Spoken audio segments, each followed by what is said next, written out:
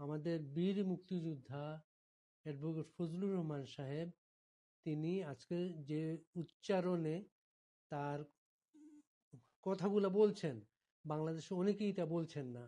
আজকে আমরা অ্যাডভোকেট ফজলুর রহমান সাহেবের কথা শুনব এবং তার থেকে আমরা আলোকিত হব। কেমন আছেন আপনি ফজলু ভাই? আসসালামু আলাইকুম। আমি ভালো আছি, আপনি ভালো আছেন তো বাড়ি ভাই? জি ফজলু ভাই, আমরা আপনার কর্মী। আমরা দীর্ঘদিন ধরে আপনাকে আমরা অনুসরণ করে আসছি এবং আল্লাহ আপনাকে ভালো রেখেছেন, এটা খুবই গুরুত্বপূর্ণ।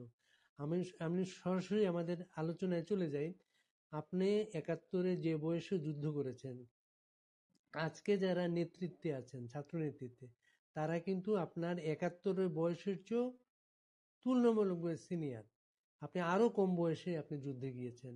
আপনার সেই শপথ, সেই নতুন বাংলাদেশ, স্বপ্নের বাংলাদেশ, এত বছর পর এসে যে যে অবস্থায় দেখছেন, আপনার অনুভূতিটা, আপনার কি ফিলিংস, আপনি আপনার ইয়েটা আমাদের শেয়ার করেন আপনি।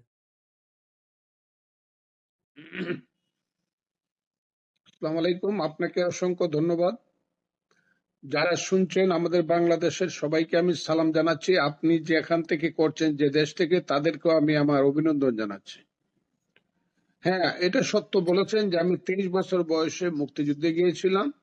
মুক্তিযুদ্ধের শেষে আমার বয়স হয়েছিল 16ই ডিসেম্বরে, 23 বছর 9 মাস। ঠিক আছে, আমি তো সেই বয়সে যুদ্ধে গিয়েছিলাম। তো আজকে যারা এই 5ই আগস্টের যুদ্ধটা যারা করেছে, যাদের কথা আপনি জিজ্ঞেস করলেন, আমার কাছে যত সুস্পষ্ট ছিল ৭১ সালের মুক্তিযুদ্ধের ব্যাপারটা, আজকে 5.5 মাস পরে এসে বা 5 মাস পরে এসে আমার কাছে মনে হচ্ছে যে আমি 5ই আগস্টের ব্যাপারটাকে যেভাবে দেখেছিলাম, আসল ব্যাপারটা সেটা নয়। আসল ব্যাপারটা যেন বাংলাদেশ একটা ভিন্ন একটা করিডোরে গিয়ে ঢুকছে। সেই করিডোরটা বাংলাদেশের করিডোর, মুক্তিযুদ্ধের করিডোর না। সেই পথ মুক্তিযুদ্ধের পথ না। আমার কাছে কেন জানি মনে হচ্ছে, আমি ভুল হলে নিজেকে খুব খুব সুখী মনে করব। আমি আমি খুব আনন্দ যদি আমি ভুল হই, কিন্তু আমার ভুল হওয়ার যেন স্কোপ কম।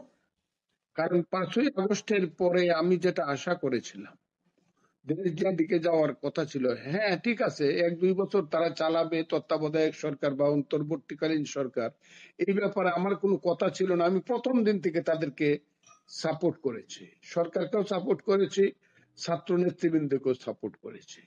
কিন্তু তারপরে আমি তাদের মধ্যে চলার পথে, তাদের কথায়, তাদের আচরণে, তাদের কর্মে আমি যা পাচ্ছি, সেটা আমার পাওয়ার কথা ছিল না, বা সেটা আমি এক্সপেক্টও করি নাই।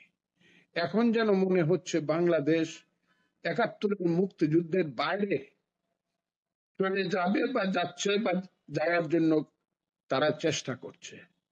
৭১-কে তারা ছোট করতে চায়, ৭১-কে তারা বলতে গেলে বাদ দিয়ে দিতে চায়, ইতিহাসের মৃত জিনিস হিসাবে তারা উপস্থাপন করতে চায়। এটা আমার কাছে মনে হচ্ছে, না হলেই ভালো হইতো। কিছুদিন যাবত এই ফাইটটা আমরা করছি। গত 3 দিন আগে 9 তারিখে আমরা বিএনপির মুক্তিযোদ্ধা দলের একটা মিটিং করেছি প্রেস ক্লাবে, যেখানে হাজারো মুক্তিযোদ্ধা ছিল। তারা একদম জীবন দিয়ে, জীবনের শেষ প্রাঙ্গণে এসে বলে গেছে, শেষ প্রান্তে এসে বলে গেছে, বাংলাদেশ যদি থাকতে হয়, মুক্তিযুদ্ধ থাকতে হবে। এই জায়গা থেকে যেন দেশটা সরে যাওয়ার একটা চক্রান্ত চলছে।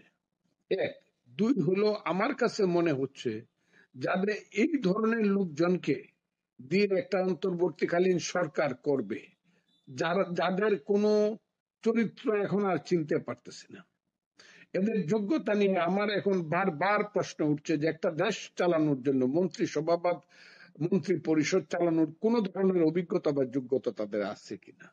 এই প্রশ্নটা আমার না, শুধু সারা দেশের মানুষের উঠছে। দেশ যেন চলছে না, কে এই দেশের মূল নেতৃত্ব, কোথা থেকে দেশ চলছে, কে দেশ পরিচালনা করছে, কারা করছে, বিপদে পড়লে কোথায় যেতে হবে, এই যে একটা অনিশ্চিত এবং হতাশাব্যঞ্জক অবস্থা, সেই অবস্থাটাই দেশে চলছে।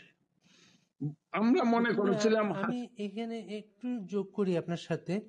মনে করেন আপনারা ৭২-এ বাংলাদেশ যখন নতুন যাত্রা শুরু হয়, ৭২-এ কিন্তু ছাত্রলীগের মধ্যে একটা ভাঙন আসে। ভাঙনের সময়ও যারা ভাঙনের যে পথে যারা বৈজ্ঞানিক সমাজতন্ত্রের কথা বলে আলাদা ছাত্রলীগের পথে যান, তারাও কিন্তু মুক্তিযুদ্ধকে ধারণ করেছেন, তারা মুক্তিযুদ্ধটাকে বর্জন করেন নাই। কিন্তু আজকের এই নেতৃত্ব মুক্তিযুদ্ধ, ৭১ বা ৭২-এর সংবিধান বা বঙ্গবন্ধু শেখ মুজিব অপ্রাসঙ্গিক বলা, এই বিষয়গুলা প্লাস হচ্ছে ৭১-এ পরাজিত শক্তি এবং ৭৫-এ পরাজিত শক্তি, এখানে একটা অভিন্ন একটা অবস্থান দেখা যাচ্ছে। এই বিষয়টা আপনি কিভাবে দেখেন সেটা?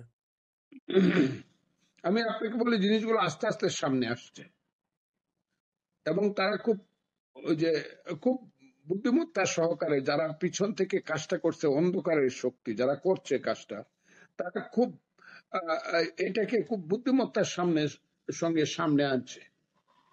আমার কাছে তাই মনে হচ্ছে। কাজে বুঝতে একটু সময় লাগতেছে, কিন্তু বুঝতে পারবো না তা না। হ্যাঁ, এটাই আপনি ঠিক বলেছেন, তাদের তো এই কাজ করার কথা না। মুক্তিযুদ্ধ কি, ৭২-এর সংবিধান কি, ছুঁড়ে ফেলে দিব, কবর দিয়ে দিব, এইসব কথা বলার তো তাদের কোনো প্রয়োজন নাই, দরকার নাই। তারা তো আসছে এই দেশে একটা অন্তর্বর্তীকালীন সরকার হিসাবে। অন্তর্বর্তীকালীন সংস্কার তারা বলতেছে আমরা সংস্কার করব, ওইটাও দেখতেছি কি সংস্কার করবে। আমার কাছে খুব পিকুপার মনে হচ্ছে এখন। আমি নিজেকে এখন খুব দুর্ভাগ্য মনে করতেছি যে বাংলাদেশের কিছুই কেন আমি বুঝতে পারি না কোথায় এরা কি করছে। এরা সংস্কারের নামে কি অনন্তকাল ক্ষমতায় থাকতে চায়? সংস্কার তো আমি মনে করি ওই আমরা যেদিন পাহাড়ের গোড়ায় ছিল মানুষ, সেখান থেকে ধরে অনন্তকাল কিয়ামত পর্যন্ত সংস্কার তো থামবে না। এই সংস্কারকে তারা কিয়ামত পর্যন্ত বাংলাদেশের ক্ষমতায় থাকতে চায়। এই যে নবম আত্মা, আমি আজকে এটাই বললাম, এই যে নবম আত্মার একটা সন্নিবেশ ঘটেছে এই মন্ত্রিসভা বর্গ বা উপদেষ্টা পরিণতি।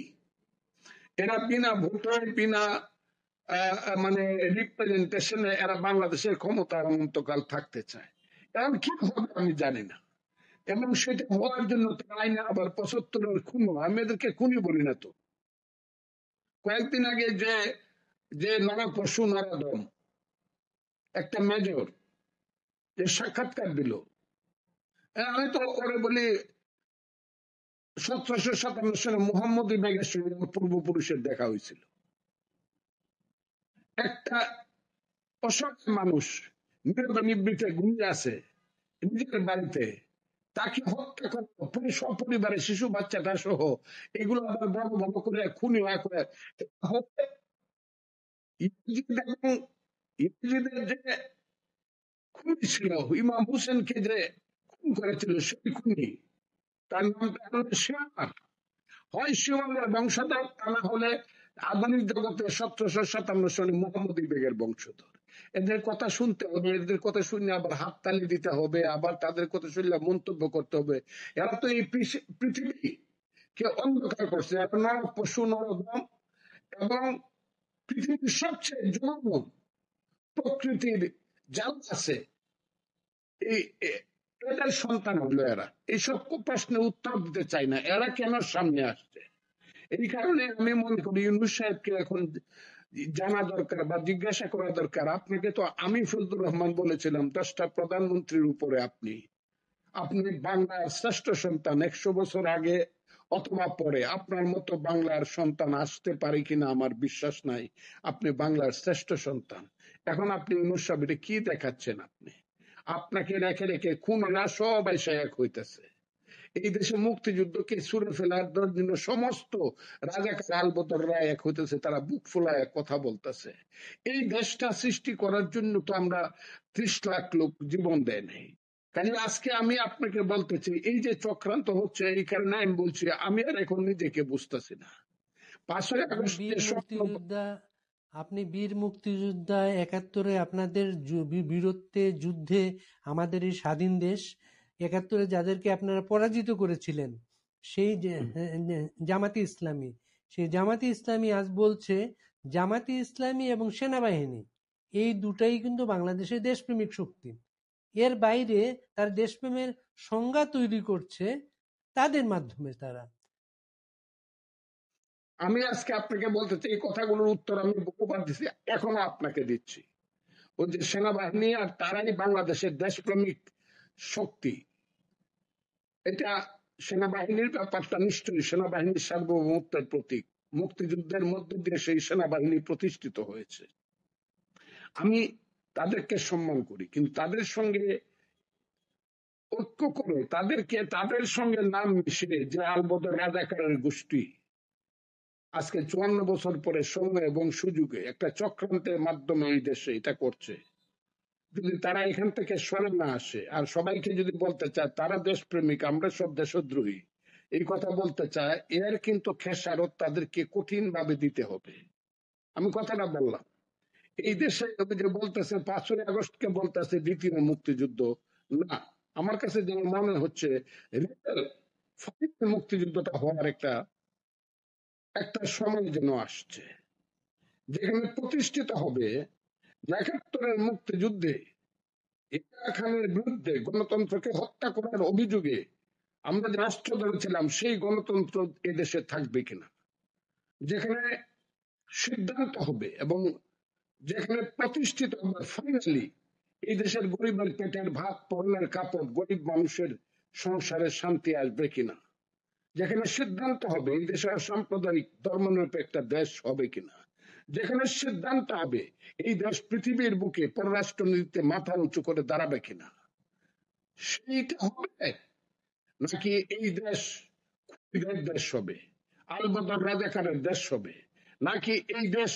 নতুন জঙ্গি শক্তির দেশ হবে, নাকি এই দেশ ধর্ম ব্যবসায়ীদের নেতৃত্বে এই দেশ হবে, এটা আমি মনে করি এই সিদ্ধান্তটা করার জন্য একটা ফাইনাল রাজনৈতিক যুদ্ধ বোধহয় সামনে আছে। সেই যুদ্ধটার জন্য এই দেশের মানুষকে সিদ্ধান্ত নিতে হবে এবং প্রস্তুত হতে হবে বলে আমি মনে করি। এর বাইরে আর কোন পথ আছে? কারণ আমি আজকে যেমন ইমাম সাহেব, উনাকে আমি 100 বার শ্রদ্ধা করি, কিন্তু বাংলাদেশের মানুষ বলতে বুঝে কিছু যে বৈষম্য বিরোধী ছাত্র আন্দোলনের কিছু ছেলে পেলেরে বুঝে, এরাই বাংলাদেশ, এরাই বাংলাদেশে নতুন করে তৈরি করবে, এরাই নেতা উনি। তারা 18 কোটি মানুষের কি হবে? এরা কারা? এদেরকে তো চিনে ফেললাম গত 5 মাসে। এদেরকে বাংলাদেশের মানুষ চিনতে তো কোনো ভুল করতেছে না। এই যে যারা নিজেদেরকে কি বলতেছে সমন্বয়ক, বৈষম্য বিরোধী ছাত্র আন্দোলনের সমন্বয়ক যারা বলতেছে, এদেরকে তো এখন মানুষ আর ঘৃণা করতে শুরু করতে আমি বলি, কিন্তু আসলে মানুষ অলরেডি ঘৃণা করে ফেলছে এবং এদের কোনো কথা, এদেরকে দেখলে এদের এখন পুলিশ নিয়ে চলতে হয়, এদের এখন 3 কোটি টাকার গাড়িতে চলতে হয়, এদের এখন বিমানে বা হেলিকপ্টারে চলতে হয়, মানুষের সঙ্গে এদের কোনো সংযোগ নাই, সকাল বিকাল রাত্র দুপুর এদের পোশাক বদলাইতে হয়, চেহারা সুন্দর করতে হয়, পালিশ করতে হয়। আমি তাই বলতে চাই, এদেরকে তো মানুষ চিনে ফেলছে। ইউনূস সাহেব তো এদের উপরে সাংঘাতিক নির্ভর করতেছেন কেন, আমি তো বুঝলাম না। ডক্টর মোহাম্মদ ইউনূস, আপনি কি ভুল করতেছেন? 85 বছর বয়সে আপনি তো বাঙালি মুসলমানের সন্তান, নোবেল এনে দিয়ে আমাদেরকে গৌরবান্বিত করেছিলেন। আমি মনে করি ইউনূস সাহেবকে নতুন ভাবে চিন্তা করা উচিত এবং দ্রুত এই দেশে একটা সঠিক নিরপেক্ষ নির্বাচন, তত্ত্বাবধায়ক সরকার নির্বাচন দিয়ে জনগণের প্রতিনিধিদের কাছে ক্ষমতা হস্তান্তর করা উচিত। জনগণের প্রতিনিধিরা বুঝবে এই দেশের সংস্কার কি হবে, সংবিধান কি হবে, এই দেশ কিভাবে চলবে। আর কারো তার অধিকার নাই, এর উপরে হাত দিয়ে না। আপনার কি মনে হয় তাদের এমন কোনো গোল তারা তৈরি করেছে, তাদের নতুন দলটা আগে হবে, নতুন দলটার একটা ভিত্তি তারা আগে করতে চায় স্থানীয় সরকার নির্বাচনের মাধ্যমে, এরপরে জাতীয় নির্বাচনে যাবে। তারা ঢাকা রূপায়ণ টাওয়ারে 2টা ফ্লোর নিয়ে বিশাল তাদের অফিস, এখন গুলশানে অফিস নিয়ে তাদের ইংরেজি এবং বাংলা দৈনিক বের করার কাজ শুরু হয়েছে। এমন সমস্ত কাজগুলোর মাধ্যমে আগে তাদের কিংস পার্টিটা হবে, তারপরে নির্বাচনে যাবে। কি মনে হচ্ছে আপনার? আমি অনেকগুলো রঙের কথা শুনতেছি বাংলাদেশে, এই রঙের কথা যেটা বলছে তারা ইতিহাসের আস্থা করে নিক্ষিপ্ত হয়েছে কিংস পার্টি করতে গিয়া। আমি তাদেরকে চিনি যারা রং বেরঙ্গের কথাগুলা বলতেছেন, হ্যাঁ, যারা বলতেছেন স্থানীয় সরকার ইলেকশন হবে, কিসের স্থানীয় সরকার ইলেকশন দেওয়ার, তারা কে? স্থানীয় সরকার ইলেকশন দেবে, যে নির্বাচিত সরকার আসবে সেই সরকার যখন থাকবে তখন নির্বাচন কমিশন স্থানীয় সরকার ইলেকশন দিবে। এখন তো স্থানীয় সরকার ইলেকশন একটা বাহানা, এই বাহানার মাধ্যমে তারা ক্ষমতাকে দীর্ঘস্থায়ী করতে চায় এবং ক্ষমতাকে দীর্ঘস্থায়ী করে এই দেশে তারা তাদের কুৎসিত যে ফিলোসফি এখন তাদের সামনে নিয়ে আসতে চায় সেটাকে প্রতিষ্ঠিত করতে চায়। আমরা দেখতেছি তারা তো ঘুরে, আমি তো বুঝলাম না, আমার কাছে অনেক লাগে এসব ছেলে পেলে যাদের বাড়ি দেখি, ঘর দেখি, আমার কাছে সব ইতিহাস কিন্তু আইসা গেছে। ঘর আছে, দুয়ার নাই। এই বাদ আছে, বাংলা ঘর নাই। এই কয়েকদিন আগে প্রাইভেট পড়ায় চলছে, কয়েকদিন আগেও মুনাফিকি করে ছাত্রলীগের থেকে ছাত্রলীগের প্রেসিডেন্টের কাছ থেকে 2 টাকা নিয়ে ভাত খাইছে। সেই সব ছেলে পেলেরা এখন যা শুনি, আমার বলি না, সবাই বলছে ইউটিউব আসে, কোটি কোটি কোটি কোটি টাকার মালিক হয়ে গেছে এবং তার লাখ লাখ টাকা মানুষকে অনুদান দেয়, লাখ লাখ টাকা প্রতিদিন, একসাথে 2 লাখ 5 লাখ 7 লাখ। এই যে অবস্থাটা শুনে আসছে, আমি তো বুঝতেছি না ইউনুস সাহেব কি এখন কি ধরবো কিনা যে তিনি সমস্ত কাজটা করাচ্ছেন। কারণ ওনার জাতিসংঘের বক্তৃতাটা সবসময় আমার কানে বাজে, মিটিকুলাস। এই যে আমি কি বলবো, বাঙালি জাতি কি ব্লাফ খাইলো? বাঙালি জাতি কি সেই ওই যে মুনাফেকের হাতে এখন নিশ্চিন্ত অবস্থা আসলো? আমি তো সবসময় বলি এই বাংলায় শুধু বেলিচা মিলায় ফুল ফুটে না, এদেশে রক্ত গোলাপ রক্ত দেবো ফুটে। আমি সবসময় কথাটা বলি, কিন্তু এদেশ কাউকে ছাড়বে না অন্যায় করলে, দিন রাখতে পারে। বাঙালি একটা একটা দোষ আছে, যখন ঘুমায় কুম্ভকর্ণের ঘুম ঘুমায়, কিন্তু জাগে যখন বাঘের চেয়ে শক্তিমান হয়ে গর্জন করিয়া অত্যাচারীকে নির্মূল করে। বাঙালি জাগলেও পায় এবং জাগবে এবং জাগছেও, মানুষ দেখতেছে তারা কি করতেছে। আমার কাছে এখন বাংলাদেশটা একটা হতাশ দেশ হিসাবে আমার সামনে প্রতিভাত হচ্ছে এবং আপনি কিছু আপনি বলেন। সাম্প্রতিক সময়ে মামুনুল হকের একটা বক্তব্য শুনেছেন কিনা জানি না, আমরা খেয়াল করলাম এটা অনলাইনে ভাসছে মামুনুলের বক্তব্যটা। মামুনুল হক এখানে বলেছেন 5 আগস্ট দেশে ইসলামী বিপ্লব হয়েছে। ইসলামী বিপ্লব হওয়ার কারণে কয়েক ঘন্টার মধ্যে বাংলাদেশের যত ভাস্কর্য আছে সবকিছু ভেঙে ফেলা হয়েছে। এবং উনি হুঁশিয়ারি দিয়ে বলেছেন আগামী সংবিধান যেটা হবে, সংবিধানে যদি জনগণের সার্বভৌমত্ব এমন কোনো শব্দ যদি থাকে, ওই সংবিধান তারা প্রত্যাখ্যান করবেন। এটা হচ্ছে ইসলামী সার্বভৌমত্ব, আল্লাহর সার্বভৌমত্ব থাকতে হবে সংবিধানের মূল বক্তব্য। এর বাইরে যদি কিছু হয় তারা নতুন করে আন্দোলন সংগ্রাম শুরু করবেন। আমি জানি না মামুনুল হক সাহেব কি বলছে, আমি শুনি, সব শুনি না তা না, কিন্তু একটা আছে নর্মাল প্রলাপ আর একটা আছে পাগলের প্রলাপ। আমি এখন পর্যন্ত এইগুলাকে পাগলের প্রলাপ হিসাবে দেখতে চাই, দেখতেছি, কিন্তু চিন্তাও আছে। কারণ আমি জানি মামুনুল হক সাহেব যত বড়, ওই যে হাজার হাজার মানুষের সামনে বক্তৃতা করে খুব জোরে কথা বলে তার অতীত কি ভবিষ্যৎ কি হবে সেটা আল্লাহ উপরে আমি বলতে পারি। আমি জানি যে এই দেশে কত পার্সেন্ট ইসলামী, ওই যে তারা বলে ইসলাম ইসলামী শাসন প্রবর্তন করতে চায় কত পার্সেন্ট মানুষ, তাহলে তারা ভোট করে আসুক না দেখি। বাপের বেটা হইলে, উনি যদি মুফতি শাহ আজিজুল হক সাহেবের ছেলে হতে, বাপের বেটা না কোন সিট থেকে উনি দাঁড়ায় দেখাক না যে আমি ওই সিট থেকে আমি পাস করছি। মানুষের ছাড়া, ভোট ছাড়া, মানুষের সম্মতি ছাড়া, ওই জামাত, হেফাজত, ইসলামী আন্দোলন, যত কথা আমি চ্যালেঞ্জ করলাম, তারা মানুষের কাছে যায়, যদি 10% উপরে ভোট পায়, ইলেকশনের পরে আবার আমার সাথে আপনার টকশো করে বলেন আপনার কথা তো মিথ্যা প্রমাণিত হইল। বড় বড় কথা বলতে পারে। ধর্ম ব্যবসায়ীদের ব্যাপারে আমি কোনো কথা বলতে চাই না, এরা ধর্ম ব্যবসায়ী।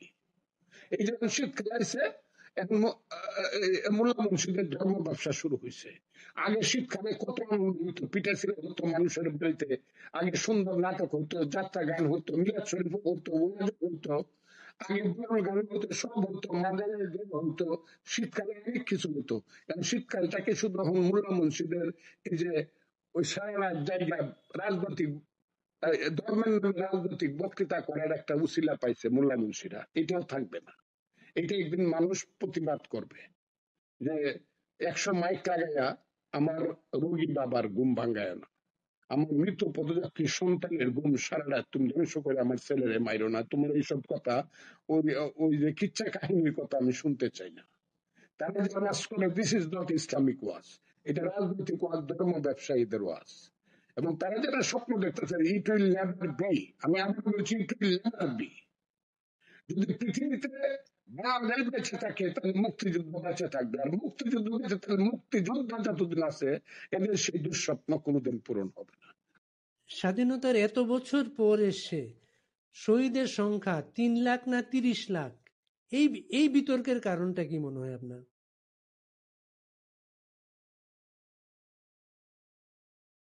স্বাধীনতার এত স্বাধীনতার এত বছর পরে এসে বাংলাদেশের মুক্তিযুদ্ধের শহীদের সংখ্যা 30 লাখ না 3 লাখ, এই বিতর্কটা কার জন্য মনে হচ্ছে আপনার? এটা হলো 30 লাখ না 3 লাখ, এই কথাগুলো যারা বলে তাদের ইতিহাসের জ্ঞান কম। এই সংখ্যাগুলো হলো প্রতীকী সংখ্যা। আমি সবসময় বলি যে দ্বিতীয় মহাযুদ্ধে 3 কোটি লোক মারা গেছে, এটা কে গণছে কোথায়? এটা হলো প্রতীকী সংখ্যা। এটা একটা যুদ্ধকে গ্লোবাস করে। 30 লাখ লোক মারা গেছে না 3 লাখ মারা গেছে, এটা যারা বিতর্ক করে তারা বাংলাদেশের মুক্তিযুদ্ধকে নিয়ে বিতর্ক করতে চায়। কিন্তু রিয়েল কথা হলো 30 লাখ লোক হলো বাংলাদেশের গ্লোরিয়াস সংখ্যা, এটাই প্রতীকী সংখ্যা। 30 লাখ মারা গেছে, এটা একটা কম না বেশি, এটা গুণে আসুক গিয়া। এই যারা বলে তারা সঠিক বলে না কথাটা। এটা এক সময় অনেকেই বলতো, কিন্তু অনেকেই থেমে গেছে, এখন এই কথাটা আর বলে না। এটা খুনিরা বলে, বঙ্গবন্ধুর যারা খুনি এরা বলে। এক সময় দেখছি যে বিএনপির মতো দলের কথাটা বলছে, এখন তারা বুঝতে পারছে যে এটা একটা প্রতীকী সংখ্যা, এই সংখ্যাটাকে নিয়ে কন্ট্রাডিকশন করার কিছু নাই। অন্য যারা এটা করছে তারা বলছে এটা নিয়ে কন্ট্রাডিকশন করার কিছু নাই, এটা আপনার কি প্রতীকী মনে হয় সংখ্যা। আপনার কি মনে হয় দেশে কোনো একটা রাজনৈতিক মেরুকরণের চেষ্টা চলছে? খুব স্বাভাবিকভাবে বাংলাদেশের প্রতিটা মানুষ মনে করে এখন যদি দেশে সাধারণ নির্বাচন হয়, বিএনপির যে অবস্থান এখন, বিএনপি মেজরিটি পাওয়ার কথা এই মুহূর্তে, বিএনপিকে ঠেকানোর জন্য জামাত, ছাত্রদের নতুন সংগঠন, ইসলামী সংগঠনগুলো মিলে কোনো একটা চেষ্টা কি শুরু হয়েছে বাংলাদেশে, বিএনপি যাতে ক্ষমতায় আসতে না পারে? আমি খুব সুস্পষ্ট কথা বলি, আমি একজন মুক্তিযোদ্ধা। বিএনপি একজন মুক্তিযোদ্ধা প্রতিষ্ঠা করছিলেন, তার নাম জিয়াউর রহমান সাহেব, শহীদ জিয়া প্রেসিডেন্ট দিয়ে। সেই জিয়াউর রহমান সাহেব নাই, কিন্তু তার উপযুক্ত সহধর্মিনী দেশনেত্রী বেগম খালেদা জিয়া আছেন, যার জনপ্রিয়তা বাংলাদেশে এখনো সবচেয়ে ব্যক্তি হিসাবে বেশি। এবং আমাদের যে সেকেন্ড লিডার ভারপ্রাপ্ত চেয়ারম্যান তারেক রহমান অত্যন্ত মেচিউর। জনগণের যে অবস্থা, বিএনপি কে আমি একদিন বলছি, আপনারা শুনেন না, আমি একদিন বলছি বিএনপি কে অনেকে ছোট করার জন্য ওই জামাতিরা, স্বাধীনতা বিরোধী শক্তি বা যারা ক্ষমতাকে দীর্ঘায়িত করতে চায় অবৈধভাবে, তারা ইউটিউব ছেড়ে বিএনপি যে কত খারাপ, বিএনপির লোক যে কত চান্দাবাজি রাহাজানি করছে, এটা কিছু বাদ রাখে না। কিন্তু আমি আপনাকে প্রকৃষ্ট এবং প্রকৃত কথাটা বলছি, এখনো ভোট হইলে পরে বিএনপি ইনশাল্লাহ 2/3 মেজের উপরে সিট পাবে। এবং ওই যে জামাত আর নতুন শক্তি কি বলেন, একটা ছেলে নতুন শক্তির একজন কি লিডার, আমি জিজ্ঞাসা একজন নেতা আইসেন 2 বার উপজেলা চেয়ারম্যান, আমি জিজ্ঞাসা ওই ছেলেটাকে চিনেন নাকি, ও তখন বিশ্বের নেতা হয়ে বসছে, নতুন দলের নেতা। চিনতাম না, আমি কিছুদিন আগে চিনলাম ওর প্রমুখ। আমি কোন জনপ্রিয়তা কেমন, কোন মেম্বার ইলেকশনে দাঁড়াইলে ও জামানত বাজেয়াপ্ত হবে, ও আর ন্যাশনাল লিডার। ওই জামাত যাদের কিনা চক্রান্ত করছে, আমি কথাটা খুব ক্লিয়ারলি বলতে চাই, এবং জামাত যে চক্রান্তের মধ্যে আছে সেনাবাহিনী দেশপ্রেমিক আর তারা দেশপ্রেমিক, এই কথা করে সেনাবাহিনীকে বলতে পারবে না, কারণ সেনাবাহিনী যায় হুয়ার দে জামাত কারা। ওর সব লোকের অন্তর্ধান সমস্ত সমস্ত ইসলাম ব্যবসায়ী শক্তির ইসলাম ইসলাম সম্পূর্ণ ভোট করে দেখুক, 15% ভোট পেলে আমি বলবো তারা অনেক আগাইছে। এর বেশি একটা ভোট পাইলে তাদের সাথে ইলেকশনের পরে আমার দেখা হবে, আমাকে যাতে তারা লজ্জা দেয় যে আপনি তো কিছু জানেন না। এদের ব্যাপারে আমি ভোট করে আসলে চক্রান্ত করতেছে কেন, সেটা তো আমি বুঝতে পারতাছি। অনন্তকাল যতদিন এই দেশে এই দেশ থাকবে, বাঙালি জাতি থাকবে, যতদিন মুক্তিযুদ্ধ থাকবে, মুক্তিযুদ্ধের চেতনা থাকবে, রাজাকার আল বদর, মুক্তিযুদ্ধ বিরোধী শক্তি, সাম্প্রদায়িক শক্তি, ধর্ম ব্যবসায়ী শক্তি কোনোদিন এই দেশে ক্ষমতা আসতে পারবে না বলে এটা বুঝেই তারা চক্রান্ত করতেছে। তবে সেই চক্রান্ত সাকসেসফুল হবে না। আপনি মুক্তিযোদ্ধা, আপনি তখন আপনার তখনও বা এখনো বঙ্গবন্ধু শেখ মুজিবুর রহমান আপনার নেতা, সেই বঙ্গবন্ধু শেখ মুজিবুর রহমানকে তারা অপ্রাসঙ্গিক করে দিতে চায়। এটাকে কিভাবে আপনি বলবেন? আমি এই কথাটা একদিন বলে ফেলছি, শুনুন আমি আপনাকে বলি, মুক্তিযুদ্ধ যেখানে আছে এখানে বঙ্গবন্ধু থাকবে, সারা দেশের নেতা থাকবে, ভুল ত্রুটি সহ মানুষ, বঙ্গবন্ধু মানুষ, তার হয়তো বা কিছু ভুল ত্রুটি হইতে পারে, সেটা আমি অস্বীকার করবো না। কিন্তু মুক্তিযুদ্ধের নেতা হিসাবে বঙ্গবন্ধু শেখ মুজিবুর রহমানদের কেউ ওদের কি অপ্রাসঙ্গিক করে দেবে, এরকম বাপের বেটা এই পৃথিবীতে কেউ জন্মগ্রহণ করছে না। যেমন মুক্তিযুদ্ধে যদি বঙ্গবন্ধু ছাড়া মৌলানা ভাসানী বলেন, তাজউদ্দিন বলেন, সৈয়দ নজরুল বলেন, উসমানী বলেন, জিয়াউর রহমান বলেন, খালেদ মোশাররফ বলেন, সিরাজ দত্ত বলেন, যে আছে সমস্ত 11টা সেক্টর তাদেরকে যারা মনে করে তাদেরকে ভুলিয়ে দিবে, তো প্রশ্ন আসে না। এবং আমি আপনাকে পরিষ্কার ভাবে বলছি, আওয়ামী লীগের গত 15 বছরের কুশাসনের বিচার হোক, এটা আমি চাই। শেখ হাসিনা সহ যারা হাইব্রিডরা আওয়ামী লীগের রিয়েল যারা কর্মী ছিল জীবন, তারা এই দেশে কিভাবে আছে সেটা আমি অতটা না জানলেও কিছু খবর পাই। কিন্তু তাদের নিশ্চয়ই শেখ হাসিনা 3টা ইলেকশন করতে দেয় না, দেশে অপরাধ করছে, বঙ্গবন্ধুকে ছোট করছে বঙ্গবন্ধুর নাম কইয়া। কিন্তু শেখ হাসিনা আর বঙ্গবন্ধু এক জিনিস না, আওয়ামী লীগের বঙ্গবন্ধু এক না। মুক্তিযুদ্ধ বাঁচবে, বঙ্গবন্ধু বাঁচবে, এবং যারা বঙ্গবন্ধুকে ছোট করতে চায়, মুক্তিযুদ্ধের সমস্ত নেতাদেরকে যারা ছোট করতে চায়, মুক্তিযুদ্ধকে যারা ছোট করতে চায়, তাদের বিরুদ্ধে আমার কণ্ঠ সুচ্চারিত থাকবে চিরদিন। এই কথাটা আপনাকে আমি বলে দিলাম। আপনার দল বিএনপি যখন জামাতের সাথে জোট করে ইলেকশন করে, জামাত তখন 18-20টা সিট পায়, আর জামাত যখন একা ইলেকশন করে জামাত 3টা সিট পায়। এটা হচ্ছে বাংলাদেশের পরিসংখ্যান।